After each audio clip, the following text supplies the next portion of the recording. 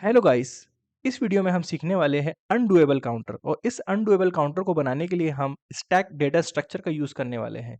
और देखिए, इसको समझ हम इस प्रोजेक्ट को समझ लेते हैं कि हमें इसमें करना क्या है। तो इसको इम्प्लीमेंट करना बहुत ही ईजी होगा। देखिए, इसमें यहाँ पर डिक्रीमेंट बटन है लेफ्ट साइड में, -10 -10 -100 -1। उसके बाद राइट साइड में इंक्रीमेंट बटन बटन है।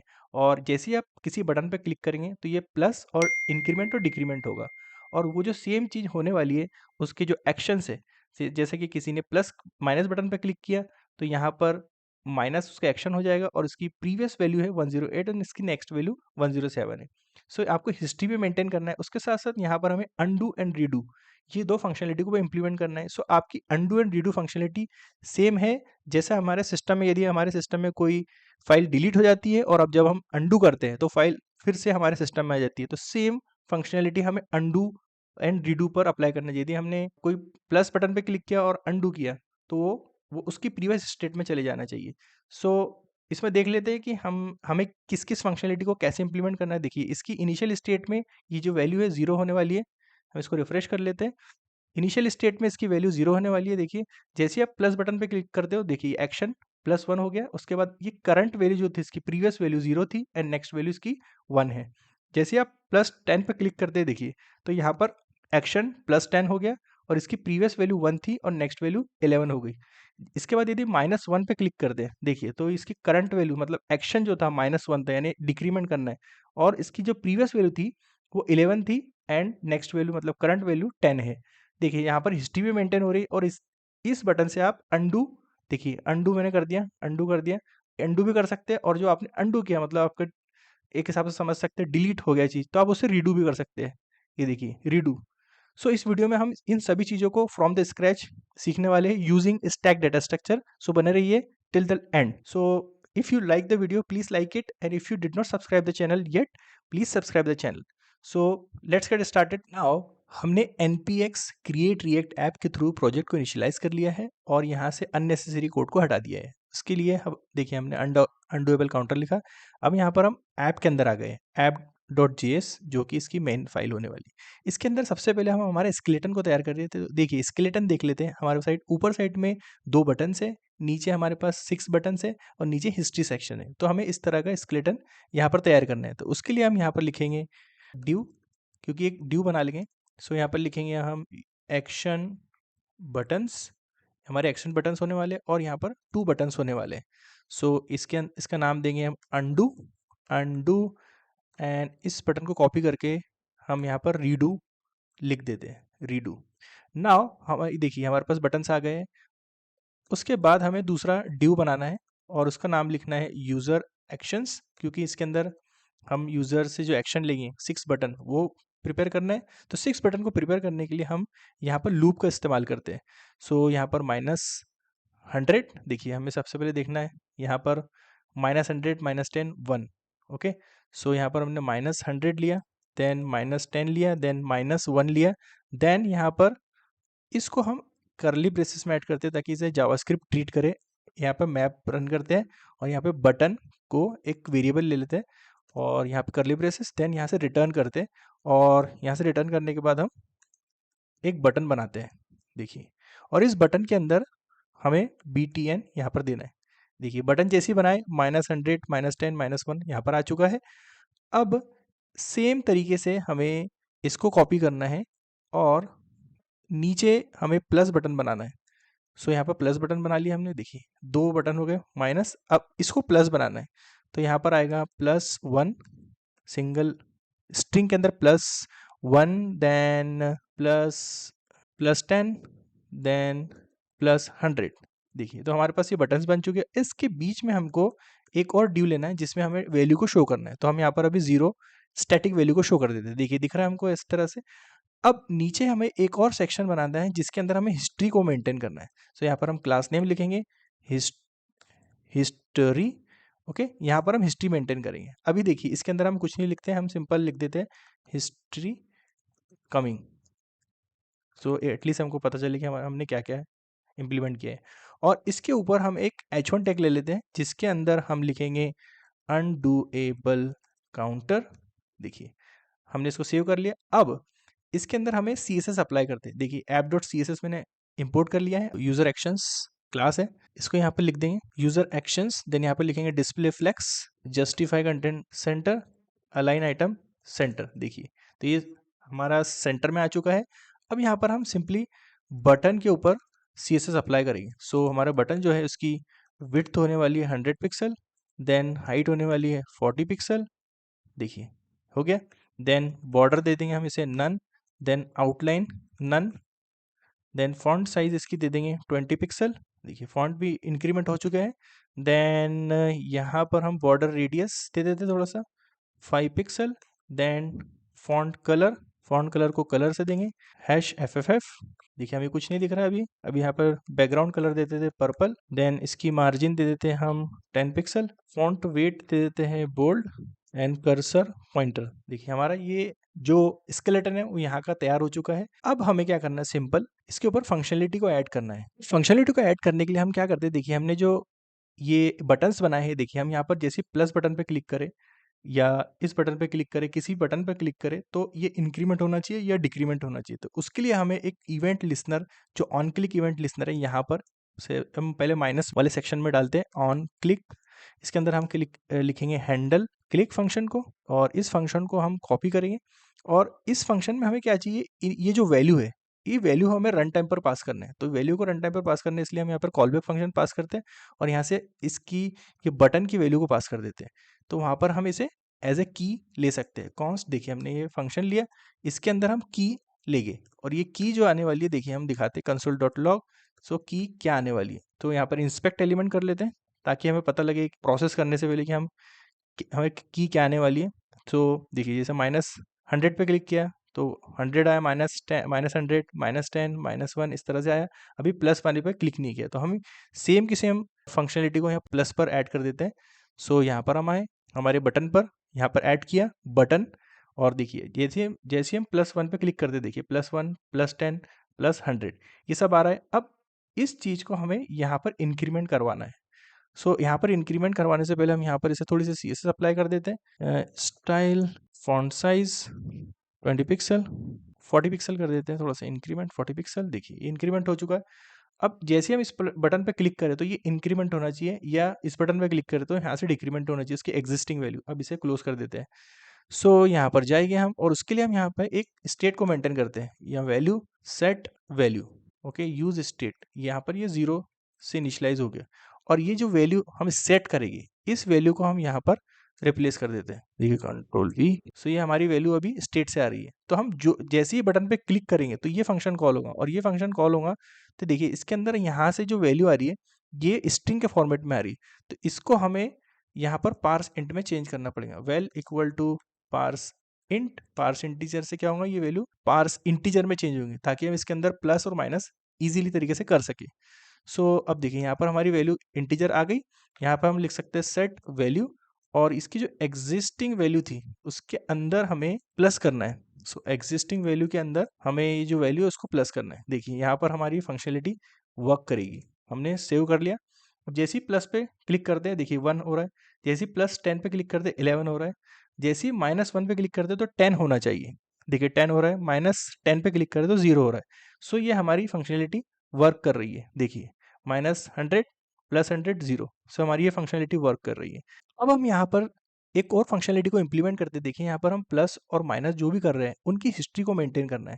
सो उसके लिए हम यहाँ पर क्लास के ऊपर CSS दे देते हैं।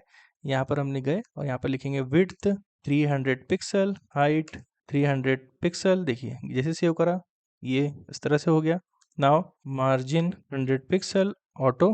देखिए इस तरह से आ गया। यहाँ पर इसकी बॉर्डर दे देंगे 1 pixel solid, solid black. Now overflow Y auto, ताकि हमारे पास स्क्रॉल सेक्शन आ सके। देखिए हम जैसे यहाँ पर प्लस बटन पे क्लिक करते हैं, यहाँ पर हमें हमें लेफ्ट साइड में ये इस तरह से एक्शन और उसकी जो प्रीवियस वैल्यू करंट वैल्यू वो दिखना चाहिए। अब उसको मेंटेन करने के लिए हम यहाँ पर आते हैं, और अब हमें हिस्ट्री को मेंटेन करने वाला एक फंक्शन बनाना पड़ेगा। देखिए जैसे ही यूज़र कोई भी बटन पर क्लिक करे, यहाँ के डिक्रीमेंट बटन और इंक्रीमेंट बटन, तो वहाँ पर हमें एक फंक्शन कॉल करना पड़ेगा जो रहेगा मेंटेन हिस्ट्री। सो एक फंक्शन हमें बनाना है यहाँ पर ऊपर।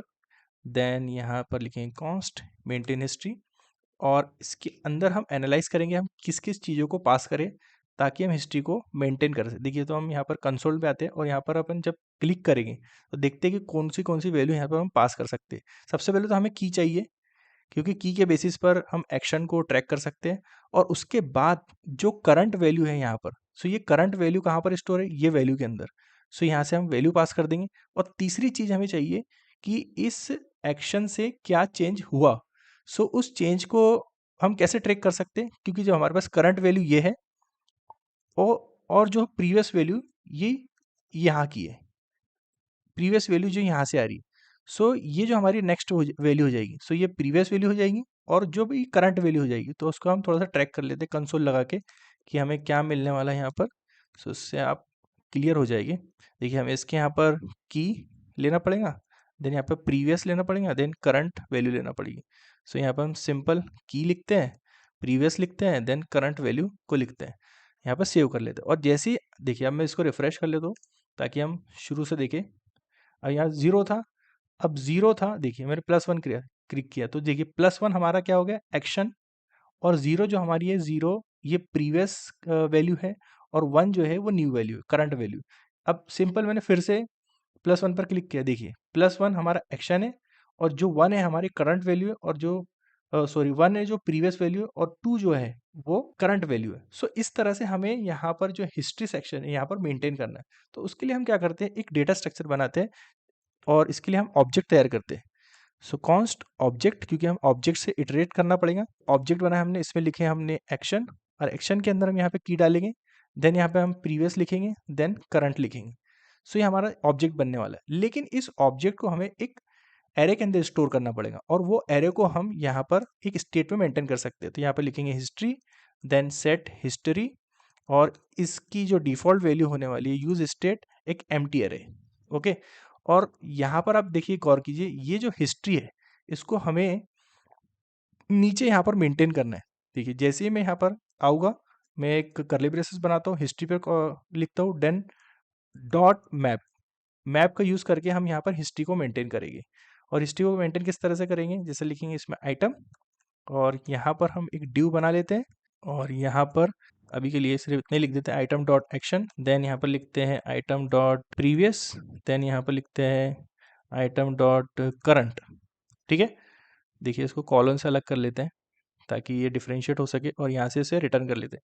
इसे लुक एंड फील और CSS वाला पार्ट थोड़ा सा बाद में करते हैं। देन यहाँ पर हम जाएंगे और यहाँ पर हमने जो ऑब्जेक्ट बनाया है, ये ऑब्जेक्ट को हम क्या करेंगे, हमारे इस यूजर जो स्टेट हमने मेंटेन करी इस स्टेट में पुश करना है। तो उसके लिए हम यहाँ पर क्या करेंगे, कॉपी हिस्ट्री को कॉपी कर लेंगे ताकि हम नए जो हमारा रियल डेटा स्ट्रक्चर उसको मैनिपुलेट ना कर सके, मतलब उसको उसको हम ना छेड़े। ट्री होगी हमारी और इसको हम स्प्रेड ऑपरेटर के थ्रू स्प्रेड करके हिस्ट्री को ले लेते हैं। और यहाँ पर हम क्या करेंगे, कॉपी डॉट हिस्ट्री, इसके अंदर हम इसे अनशिफ्ट करेंगे। अनशिफ्ट इसलिए कर रहे हैं क्योंकि हमें जो यूज़र का लेटेस्ट ऑपरेशन है वो ऊपर आना चाहिए। यदि हम पुश करेंगे किसी ऑब्जेक्ट को पुश करेंगे तो जो करंट उसका एक्शन है वो नीचे की तरफ चला जाएगा। तो इसलिए हम इसे अनशिफ्ट कर रहे हैं। अनशिफ्ट से क्या होगा कि जो उसका एरे के अंदर वो पहले मतलब 0th इंडेक्स पर पुश करते चलेगा, उसको एरे को आगे से पुश करेगा। तो हम इसके अंदर ऑब्जेक्ट को पुश कर देते हैं। ऑब्जेक्ट को पुश करने के बाद यहाँ पर सेट हिस्ट्री के अंदर इस कॉपी हिस्ट्री को अपडेट कर देते हैं। देखिए जैसा यदि मैं यहाँ पर प्लस करूँ, देखिए प्लस आ रहा है, एक्शन +1 एंड 0 एंड 1, 10 करता हूँ, देखिए तो ये ऊपर की तरफ आ रहा है, ये अनशिफ्ट की वजह से हो रहा है। यदि मैं यहाँ पर पुश कर देता हूँ तो पुश से क्या होगा कि ये जो +10 है वो नीचे से आएगा। तो मैं हम इसको करके देख लेते हैं यहाँ पर। तो मैं यहाँ पर सिंपली हमें पुश लिखा और इसको फिर से हम देखते हैं। देखिए +1 ये तो प्रॉपर आया, देन 10 देखिए ये नीचे की तरफ से आ रहा है और यदि मैं +100 करता हूँ तो ये नीचे जा रहा है। लेकिन हमें रिक्वायरमेंट ये है कि जो लेटेस्ट यूज़र का एक्शन है वो ऊपर की तरफ होना चाहिए, टॉप में होना चाहिए। तो यहाँ पर हम इसलिए यहाँ पर अनशिफ्ट यूज़ कर रहे हैं। तो हमने सेव करा इसे एंड इसको फिर से रिफ्रेश कर दे। देखिए +10 +1 +10 +100 -100 प्लस -10 -1, इस तरह से हिस्ट्री मेंटेन हो रही है। इस अब हम हिस्ट्री को थोड़ा सा अच्छा लुक एंड फील दे देते हैं। तो यहाँ पर हम आएंगे, इसे रिमूव कर देंगे और यहाँ से कट करेंगे। देन यहाँ पर हम क्लास नेम ले लेंगे, क्लास रो, ताकि हम इसके ऊपर CSS अप्लाई कर रहे हैं। और यहाँ पर हम 2 ड्यू लेंगे और एक ड्यू यहाँ पर जो यूज़र एक्शन है उसको यहाँ पर लिखेंगे आइटम डॉट एक्शन। ये जो नीचे वाला डिव है उसके अंदर हम हमारी जो हिस्ट्री है उसे टैग करेंगे। सो यहाँ पर आ गए हम लोग एंड यहाँ पर हम ऐड करते हैं हमारे डायनामिक एरो को ऐड करना पड़ेगा हमें यहाँ पर। सो यहाँ पर हम टिल्ड सिंबल का यूज़ करेंगे, then dollar, then this one, और इसको इस तरह इससे डिफरेंशिएट कर लेते हैं। एंड यहाँ पर हम जो प्रीवियस वैल्यू रहेंगी उसको लिखेंगे आइटम डॉट प्रीवियस, एंड उसके बाद हम यहाँ पर एक एरो बटन लेंगे, एरो सिंबल लेंगे, देन यहाँ पर डॉलर, देन यहाँ पर लिखेंगे आइटम डॉट करंट।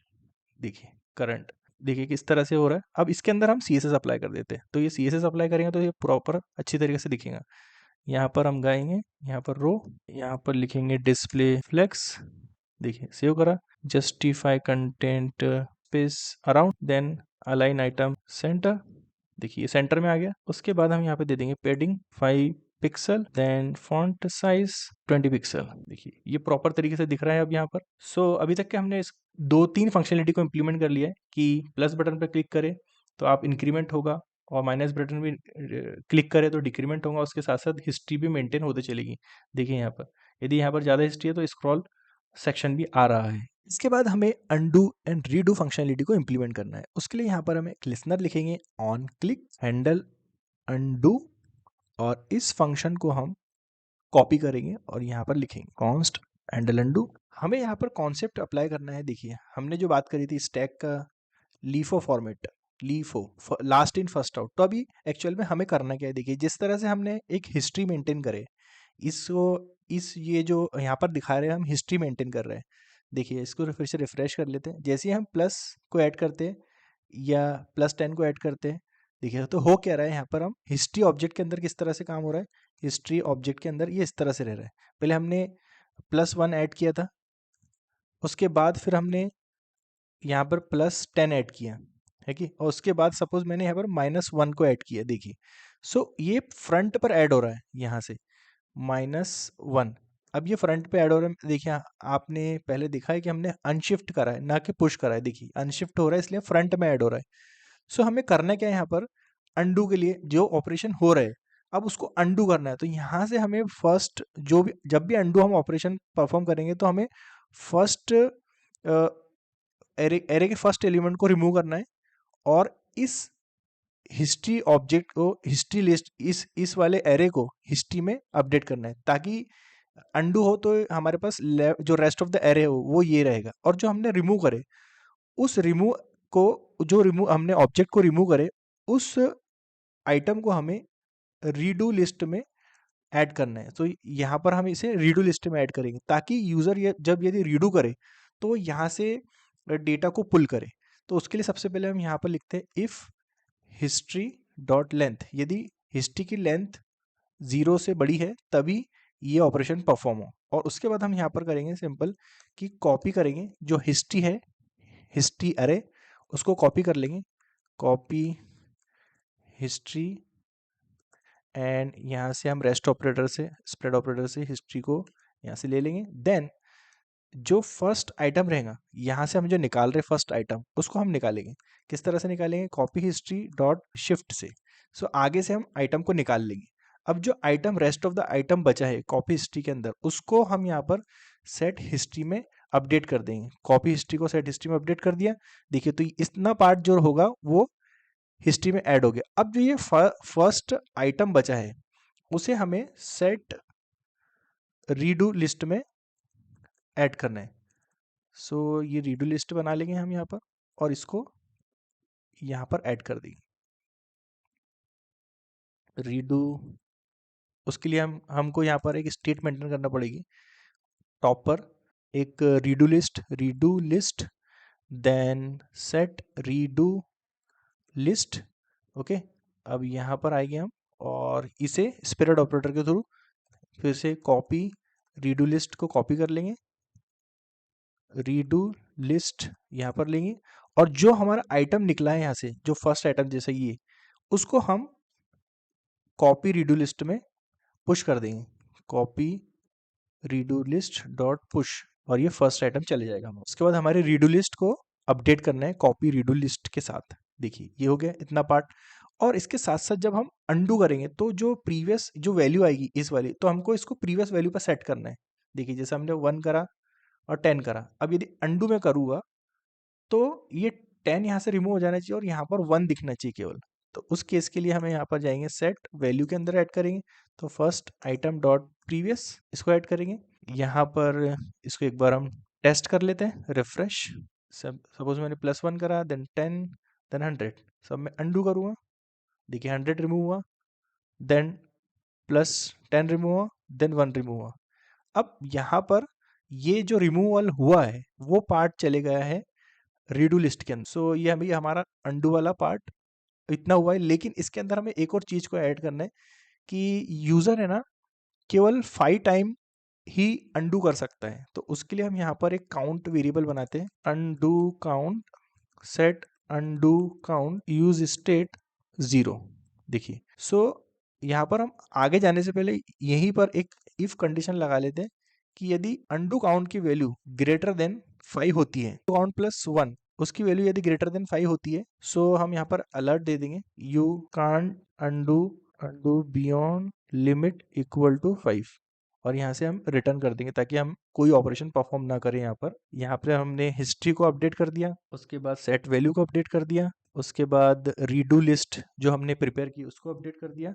सो यहाँ पर हमारी अंडू की फंक्शनलिटी हो गई है, और उसके साथ साथ हम यहाँ पर रीडू को मेंटेन कर रहे हैं। अब रीडू जब करेंगे तो हमें यहाँ पर एक फंक्शन लिखना पड़ेगा, on click equal to handle redo, और ये फंक्शन को मुझे यहाँ पर पेस्ट करना है। देन जैसे ही हम रीडू बटन पर क्लिक करें यहाँ पर, तो ये फंक्शन कॉल होना चाहिए। देखिए तो मैं यहाँ पर कॉल कर दिया। गाइस हमें रीडू करने से पहले उसका कॉन्सेप्ट समझ लेते हैं। देखिए हमारा जो इंसर्शन किस तरह से हो रहा है। देखिए सबसे पहले हम इसको रिफ्रेश कर लेते हैं, और रिफ्रेश करने के बाद जैसे यूज़र +1 बटन को क्लिक करता है तो हमारी हिस्ट्री लिस्ट इस तरह से तैयार हो रही है कि यहाँ पर +1 आ जाएगा।